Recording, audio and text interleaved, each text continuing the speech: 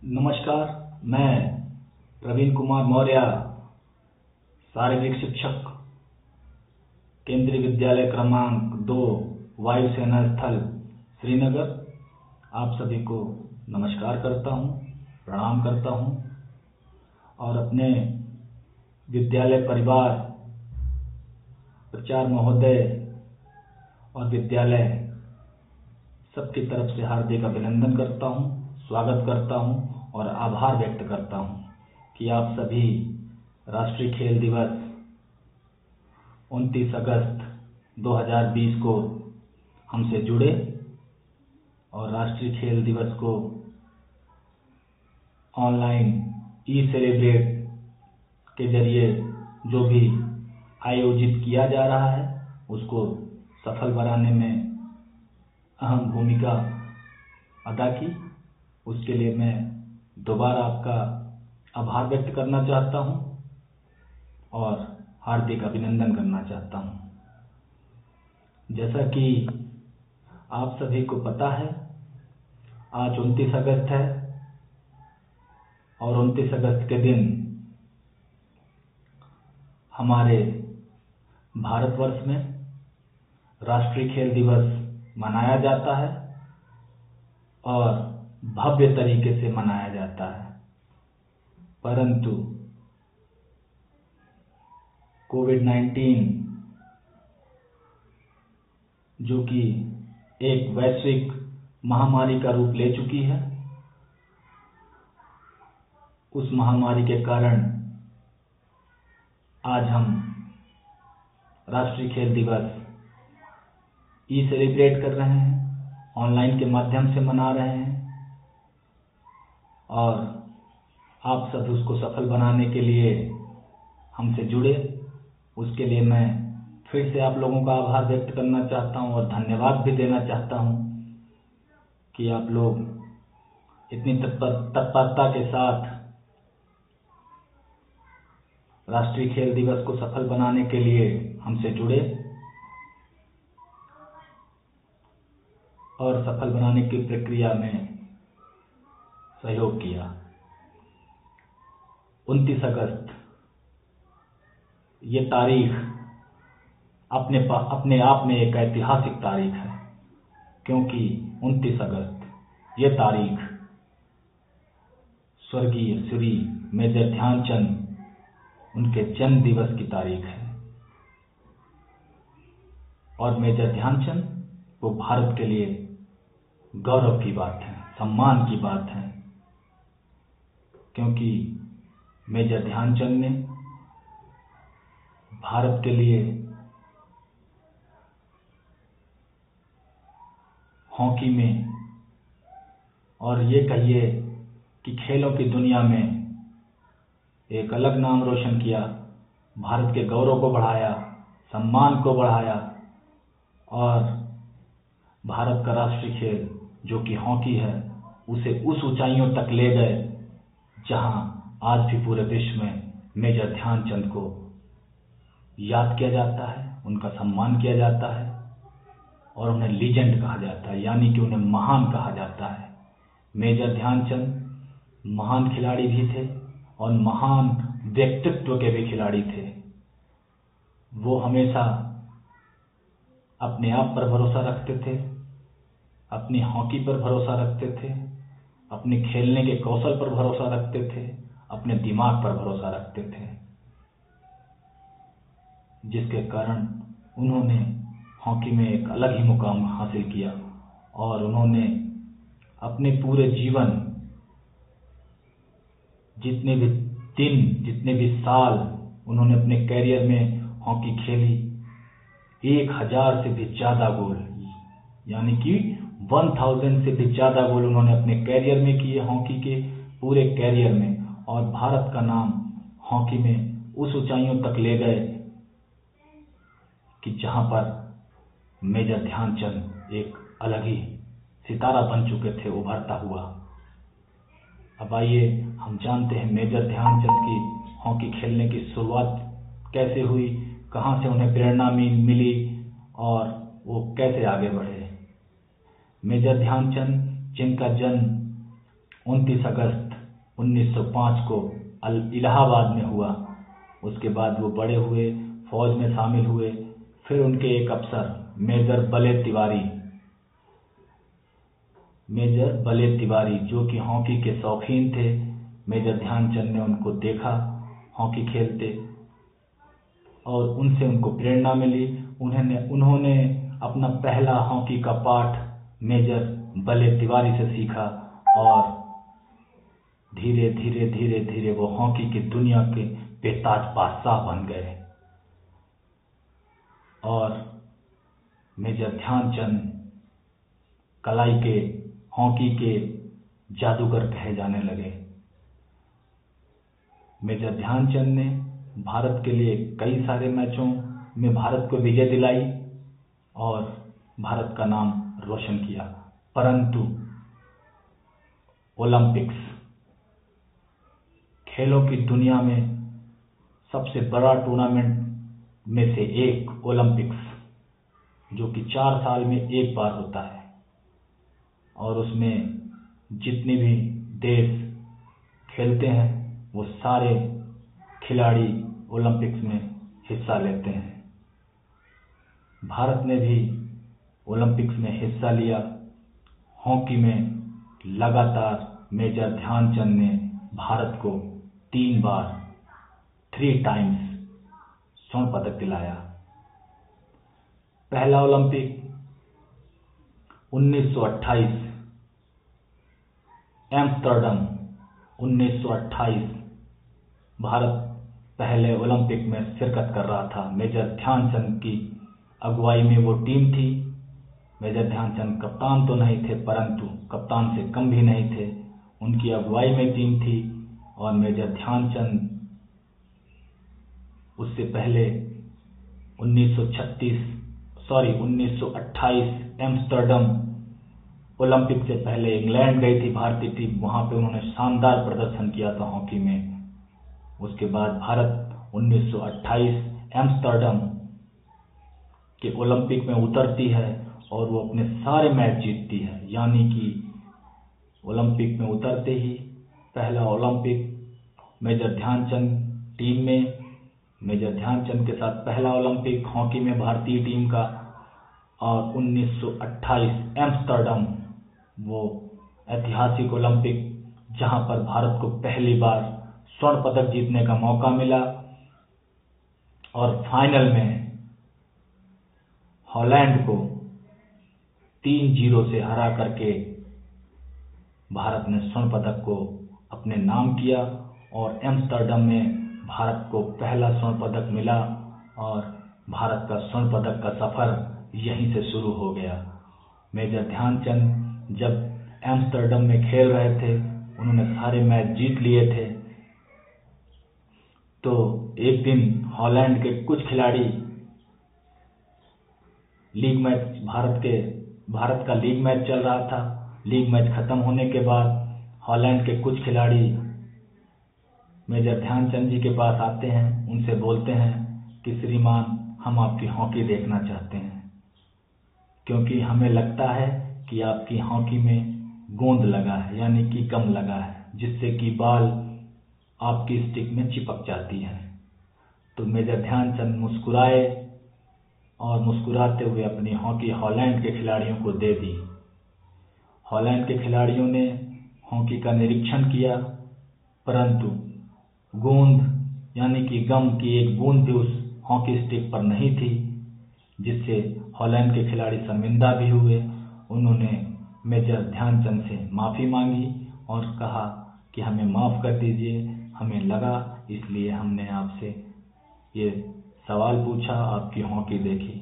तो मेजर ध्यानचंद फिर मुस्कुराए, मुस्कुराते हुए बोले कोई बात नहीं। फिर मेजर ध्यानचंद चले गए। फिर भारत का एक और लीग मैच चल रहा था, जिसको जीतने के बाद जापान के कुछ खिलाड़ी आए। उन्होंने मेजर ध्यानचंद से कहा कि हमें आपकी हॉकी देखनी है क्योंकि हमें लगता है कि आपने अपनी हॉकी में मैग्नेट यानी कि चुंबक लगा रखी है। मेजर ध्यानचंद फिर से मुस्कुराए। उन्होंने अपनी हॉकी जापान के खिलाड़ियों को दे दी और कहा देख लीजिए। जापान के खिलाड़ियों ने हॉकी का अच्छी तरीके से निरीक्षण किया, परंतु मैग्नेट यानी कि चुंबक का नामो निशान न मिला। तो जापान के खिलाड़ियों को फिर भी संतुष्टि नहीं हुई। उन्होंने कहा, श्रीमान क्या हम आपकी हॉकी को तोड़कर देख सकते हैं? तो मेजर ध्यानचंद जी फिर मुस्कुराए, वो बोले ठीक है। तो जापान के खिलाड़ियों ने हॉकी को तोड़ दिया, परंतु उन्हें चुंबक का यानी कि मैग्नेट का नामो निशान नहीं मिला। उसके बाद जापान के खिलाड़ी भी शर्मिंदा हुए और मेजर ध्यानचंद से माफी मांगी, क्षमा याचना की और चले गए। मेजर ध्यानचंद, उनके बारे में ये भी कहा जाता है कि जब वो अपनी स्टिक से बॉल को लेके मैदान में अपने गेम के दौरान, अपने खेल के दौरान वो अपने कौशल को प्रस्तुत करते थे, तो बॉल उनकी हॉकी से ऐसे चिपक जाती थी जैसे कि हॉकी में कोई चुंबक या गोंद लगा हो। इसी कारण हॉलैंड के खिलाड़ी और जापान के खिलाड़ियों को शक हुआ। उन्होंने मेजर ध्यानचंद से ऐसी बातें की, उनकी हॉकी ली और उनका निरीक्षण किया। तो मेजर ध्यानचंद बहुत ही अच्छे, बहुत ही सुलझे हुए व्यक्ति थे। जितना उनका महान खेल था, उतने महान व्यक्तित्व के वो खिलाड़ी भी थे, वो इंसान भी थे, वो व्यक्ति भी थे। तो ऐसी कई सारे उस पहले एम्स्टर्डम 1928 का ओलंपिक, कई सारी ऐसी घटनाएं घटी थी जिसके कारण मेजर ध्यानचंद और भी फेमस हो गए थे। एक और लीग मैच हॉकी का चल रहा था। जब उसका हाफ टाइम हुआ तो एक बुजुर्ग महिला आती है मेजर ध्यानचंद जी के पास, बड़े अदबो आयात से कहती है कि बेटा अपनी हॉकी मुझे दे दो और मेरी स्टिक से खेलो, फिर मैं जानूंगी कि तुम्हारे अंदर कितनी स्किल है, कितना कौशल है। तो मेजर ध्यानचंद हल्का सा मुस्कुराए और अपनी हॉकी उस बुजुर्ग महिला को दे दिया और उनकी स्टिक ले ली, यानी कि उस महिला की छड़ी ले ली, बुजुर्ग महिला की, जो बिल्कुल हॉकी की तरह की ही दिखती हुई थी। और फिर हाफ टाइम के बाद, यानी कि जब आधा समय खत्म हो जाता है हॉकी का, उसके बाद जब दोबारा मैदान में खेलने के लिए मेजर ध्यानचंद जी जाते हैं, तो उसी छड़ी से, उसी बुजुर्ग महिला की छड़ी से, जो महिला ने अपनी छड़ी मेजर ध्यानचंद को दी थी, उसी छड़ी से मेजर ध्यानचंद अपने खेल को, अपने कौशल को, अपने कलाइयों को, अपने दिमाग को संतुलित करते हुए अपने खेल को उच्च कोटि का बनाया और बिल्कुल हॉकी की तरह ही उस स्टिक से खेला और अपने जौहर को दिखाया, जिससे कि भारत ने उस मैच को न कि जीता भी बल्कि इतिहास भी रच दिया कि बिना हॉकी के और एक नॉर्मल स्टिक से मेजर ध्यानचंद ने उस गेम में खेला। मैच खत्म होने के बाद वो महिला दोबारा मेजर ध्यानचंद जी के पास आती है, शर्मिंदा भी होती है और मेजर ध्यानचंद को आशीर्वाद भी देती है, बोलती है बेटा तुम खूब तरक्की करो, तुम्हारा गेम खूब अच्छा हो और तुम अपने देश का और हॉकी का नाम पूरे विश्व में रोशन करो। तो ऐसी कई सारी घटनाएं मेजर ध्यानचंद के साथ जुड़ी हुई हैं। बस उसके बाद फाइनल मैच में 3-0 से हॉलैंड को हरा करके पहला स्वर्ण पदक एम्स्टर्डम 1928 को भारत अपने नाम कर लेता है। उसके बाद 1932 लॉस एंजिल्स, दूसरा ओलंपिक। भारत उस समय अपने हॉकी में चरम सीमा पर थी, कोई भी टीम भारत के सामने टिक नहीं पा रही थी और भारत अपने उसी गेम, उसी खेल, उसी कौशल के साथ, उसी जज्बे के साथ उतरता है लॉस एंजिल्स में 1932 में। भारत अपने सारे मैच को बड़े अच्छे तरीके से जीतते हुए फाइनल मैच के लिए प्रवेश करता है और दूसरी तरफ से अमेरिका, जो कि हॉकी की दुनिया में एक अच्छी टीमों में से एक मानी जाती थी, अमेरिका दूसरी तरफ थी और एक तरफ भारत थी और दूसरी तरफ थी अमेरिका। फाइनल मैच वो दिन 1932 लॉस एंजिल्स में फाइनल के दिन सबके अंदर एक उत्सुकता थी कि आज क्या होगा क्या नहीं होगा, लेकिन भारत अपने खेल से, अपने जज्बे से एकदम अलग दिख रही थी और अमेरिका भी अपने खेल से और अपने जज्बे से अलग दिख रही थी। 2 कांटे की टीम थी, 2 कांटे का मुकाबला होने जा रहा था 2 टीमों के बीच, और कांटेदार मुकाबले में भारत ने फाइनल मैच को एक तरफा कर दिया। फाइनल मैच का स्कोर रहा 24 के मुकाबले 1। भारत ने 24 गोलों से अमेरिका को हरा दिया और अमेरिका सिर्फ भारत के खिलाफ 1 गोल कर पाई और अमेरिका के खिलाफ भारत ने 24 गोल कर दिए।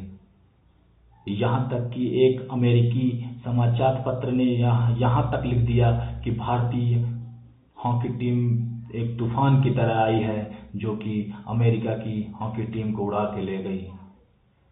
तो मेजर ध्यानचंद बहुत ही अच्छे प्लेयर रहे, अच्छे खिलाड़ी रहे, महान खिलाड़ी रहे। उन्होंने अपने देश का नाम रोशन किया अपने स्किल से, अपने हॉकी के जादू से। उन्हें हॉकी का जादूगर भी कहा गया।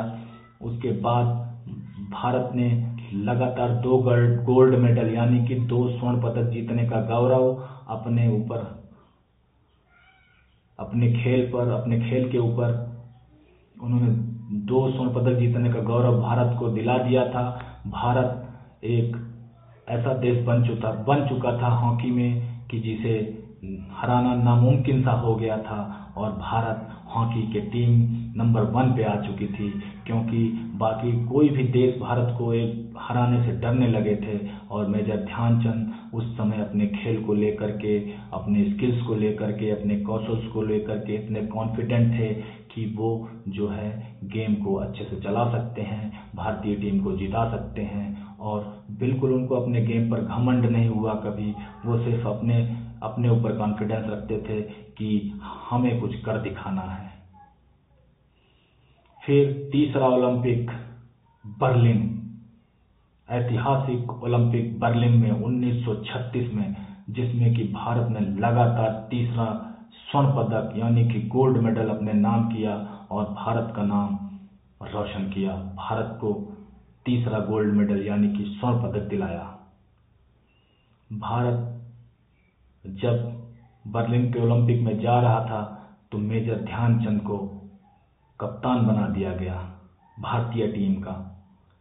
और मेजर ध्यानचंद ने एक स्टेटमेंट दी कि मुझे यकीन नहीं हो रहा है कि आज मैं भारतीय टीम को लीडरशिप दूंगा या नेतृत्व करूंगा या उसका कप्तान बनाया जाऊंगा।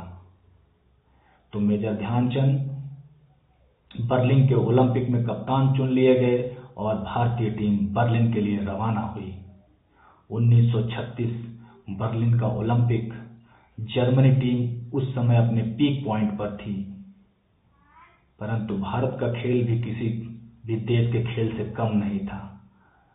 जब भारत बर्लिन पहुंची तो उसका एक अभ्यास मैच जर्मनी के साथ हुआ, जिसमें भारत को पराजय का मुंह देखना पड़ा। परास्त हो गई भारत, क्योंकि जर्मनी जो कि बहुत ही अच्छी टीम थी बर्लिन के ओलंपिक में, उसके सारे प्लेयर फॉर्म में थे, सारे प्लेयर बहुत ही अच्छा खेल रहे थे, जिसके कारण अभ्यास मैच में भारत को हार का सामना करना पड़ा। भारत फिर भी अपने खेल को लेकर थोड़ी भी चिंतित नहीं हुई। मेजर ध्यानचंद ने कहा कि खेल है, 2 टीमें खेलेंगी तो एक जीतेगी और एक हारेगी। जो अच्छा खेलेगा वही जीतेगा। कोई टीम अच्छी नहीं होती, कोई टीम बुरी नहीं होती। जो टीम अच्छा खेलेगी वो टीम जीतेगी। फिर भारत ने अपनी हार को वहीं पर छोड़ दिया, उसी मैदान पर छोड़ दिया जहां पर अभ्यास मैच हुआ था। फिर भारत अपने ग्रुप में आगे बढ़ती गई, खेलती गई, जीतती गई और वो दिन आ गया कि भारत बर्लिन ओलंपिक 1936 को फाइनल में पहुंच गई। और दूसरी तरफ से जर्मनी अपने सारे प्रतिद्वंदियों को हराते हुए फाइनल में प्रवेश कर लिया। जब भारत के साथ जर्मनी की टीम आ गई और भारत को सामना करना था जर्मनी से, जिससे कि भारत अपना पहला मैच, अभ्यास मैच हार चुकी थी। भारत के खिलाड़ी डरे हुए थे, सहमे हुए थे, परंतु मैच तो खेलना था। 14 अगस्त 1936 जिस दिन बर्लिन ओलंपिक का फाइनल था, उस दिन बोलते हैं ना कि जब किस्मत खराब होती है तो चारों तरफ से खराब होती है। उस दिन भयंकर बारिश हुई और मैच नहीं हो पाया। वो मैच रद्द कर दिया गया 14 अगस्त 1936 को और फाइनल मैच की तारीख रख दी गई 15 अगस्त 1936। और किसी ने भी नहीं सोचा था कि 15 अगस्त को ही भारत का स्वतंत्रता दिवस मनाया जाएगा, परंतु मैच 15 अगस्त 1936 वो दिन भारत के खिलाड़ी डरे हुए थे, सहमे हुए थे और दूसरी तरफ मैदान भी गीला था। तो भारतीय टीम के लिए विदेश में जाकर के गीले मैदान पर और अच्छी टीम के खिलाफ खेलना थोड़ा सा मुश्किल लग रहा था, क्योंकि अभ्यास मैच हारने के बाद भारतीय टीम को लग रहा था कि जर्मनी से उनका पार पाना ठीक नहीं रहेगा।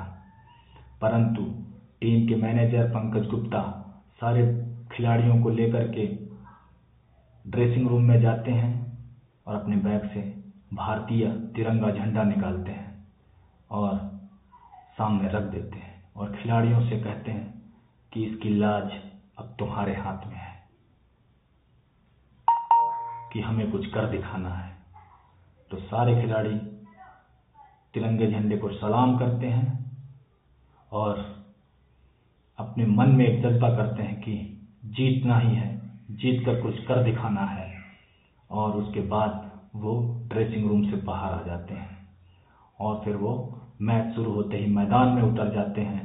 और फाइनल मैच में भारत इतनी जबरदस्त तरीके से खेलता है कि उन्होंने जर्मनी जैसी मजबूत टीम, जो कि ओलंपिक 2036 बर्लिन में मुख्य दावेदार मानी जा रही थी स्वर्ण पदक का, लेकिन भारत ने दमदार खेल का प्रदर्शन किया मेजर ध्यानचंद की अगुवाई में और 8 के मुकाबले 1 गोल, यानी कि 8 गोलों के मुकाबले 1 गोल। भारत ने 8 गोल किए, जर्मनी 1 ही गोल कर पाया और भारत ने जर्मनी को परास्त कर दिया 15 अगस्त 1936 बर्लिन ओलंपिक, और भारत को तीसरा स्वर्ण पदक। भारत का गौरव चौड़ा हो गया, बढ़ा दिया गया। मेजर ध्यानचंद ने सम्मान भारत को दिलाया और भारत आज उनका जन्मदिन के उपलक्ष्य में राष्ट्रीय खेल दिवस भी मनाती है और कई सारे मेजर ध्यानचंद को सम्मान भी मिले, वो भी 29 अगस्त के दिन, चाहे वो अर्जुन अवार्ड रहा हो, चाहे वो द्रोणाचार्य अवार्ड रहा हो। मेजर ध्यानचंद को वो अवार्ड 29 अगस्त को ही दिए गए, जिसके कारण 29 अगस्त एक अपने आप में खास तारीख हो जाती है और एक खास महत्व हो जाता है। तो राष्ट्रीय खेल दिवस में आप सभी शामिल हुए, इसको सफल बनाने में हमारा सहयोग किया। तो हम आशा करते हैं कि आप हर साल राष्ट्रीय खेल दिवस में इसी तरह हमारे साथ जुड़ेंगे और बहुत ही अच्छी तरह सहयोग करेंगे, जिससे कि राष्ट्रीय खेल दिवस हम अच्छे से मना सकें और भव्य तरीके से हम उसका आयोजन कर सकें। तो आप सभी को केंद्रीय विद्यालय क्रमांक नंबर 2 वायुसेना स्थल श्रीनगर की तरफ से, हम विद्यालय परिवार की तरफ से, प्राचार्य महोदय की तरफ से आप सभी को नमस्कार करते हैं, आप सभी का आभार व्यक्त करते हैं कि आप हमारे साथ जुड़े और राष्ट्रीय खेल दिवस को अच्छी तरह से मनाने में हमारा सहयोग किया। उसके लिए हम आपका सदैव धन्यवाद करते हैं और आप हमारे साथ जुड़े रहिए। आप शारीरिक रूप से स्वस्थ रहें, मानसिक रूप से स्वस्थ रहें और आपका भविष्य उज्जवल हो। धन्यवाद।